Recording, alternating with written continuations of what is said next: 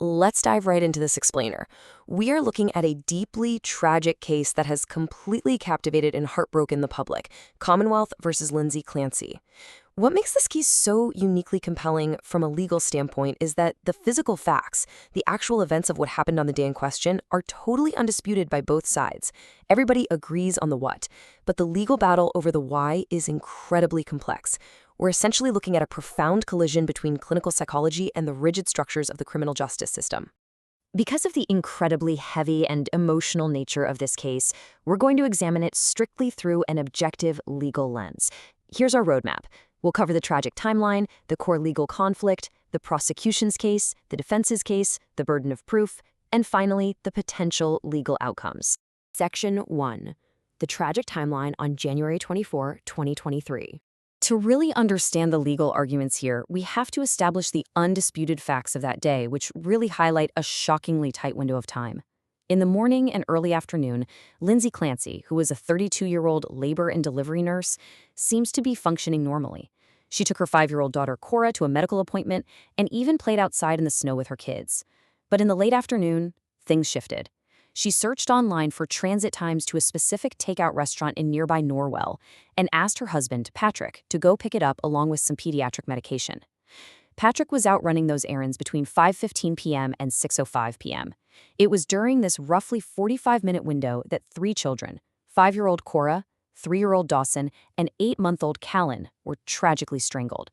At 6:10 p.m., Patrick returned to find Lindsay outside after she had attempted suicide by jumping from a second-story window. Shortly after, he discovered the children. Section 2. The core legal conflict, focusing on action versus mindset. Because the physical acts that occurred during that 45-minute window are completely uncontested, including the jump that actually left Clancy permanently paralyzed with a spinal cord injury, the entire trial pivots away from the physical events and entirely into her psychological state. It's a battle over her mindset. On one side, the prosecution is arguing calculated premeditation, saying she maintained functional rationality. On the exact opposite side, the defense argues she suffered a severe psychological break characterized by acute psychosis and involuntary delusion. Let's break down how both sides are building completely different narratives from the exact same timeline. Section 3. The prosecution's case and the argument for calculated premeditation. The prosecution actually uses the mundane, everyday details of the timeline to build their case for premeditation. Their absolute goal is to prove that Clancy retained the substantial capacity to appreciate the wrongfulness of her actions and conform her behavior to the law. So they highlight her pre-incident behavior. They point out she didn't just randomly order takeout. She specifically researched transit times to a distant restaurant and sent her husband to the pharmacy, which effectively guaranteed an uninterrupted 45-minute window. Furthermore, state experts emphasize that she was engaging in coherent, organized tasks that whole day. She didn't display outward signs of disorganized psychosis to doctors or her family that morning. And while she later claimed to hear an isolated command voice, the prosecution's psychiatric witnesses argued that's atypical for authentic psychosis. They suggest her motives were likely rooted in severe depression and what clinicians call altruistic filicide. But critically, they argue it was not legal insanity. Section 4, the defense's case, which centers on a complete psychological break. Now, looking at the exact same events, the defense argues a radically different internal reality. They aren't debating the takeout order or the errands at all. They're debating what was physically happening inside her brain. The core defense argument is that extreme neurochemical instability completely hijacked her mind. They assert she was enduring overwhelming postpartum psychosis and severe bipolar disorder, suffering from severe auditory hallucinations and involuntary delusion that an external force was literally demanding she kill her children to save them. And, they have a massive paper trail to back this up. Records show a multi-month history of her desperately seeking psychiatric care. During this time, she was prescribed, rapidly switched, and tapered across more than a dozen different psychiatric medications, including benzodiazepines, SSRIs, and SNRIs. The defense asserts this potent medication cocktail induced akathisia, which is a severe, agonizing physical and mental restlessness along with toxic delirium. Ultimately, they argue this rendered her completely incapable of recognizing wrongfulness or resisting an involuntary delusion. Section 5.